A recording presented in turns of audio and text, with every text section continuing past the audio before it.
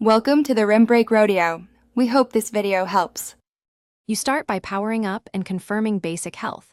Plug an Apple-certified USB-C cable and charge for 30 minutes because low voltage hides faults.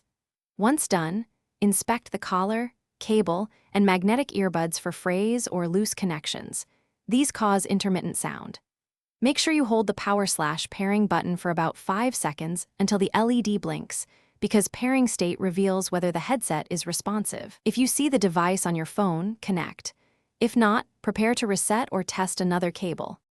You now move into troubleshooting that isolates software versus hardware causes. Start with a factory reset. Hold power and volume down for 10 seconds until the LED pattern changes.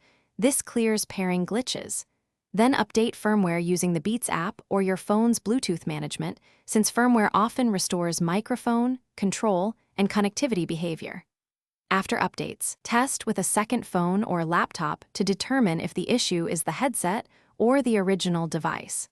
If controls still fail, inspect. You finish by confirming repair or moving to support. Run a thorough audio test, play tones, stereo music, and make a call to verify left/right channels and mic function, because different sources highlight distinct failures. If issues persist after reset and firmware, contact Beats support with your serial number and purchase date to check warranty options. One key troubleshooting tip: try a wired adapter or switch Bluetooth codecs on the source device to see whether wireless transmission or internal hardware is at fault. This quickly isolates the root cause.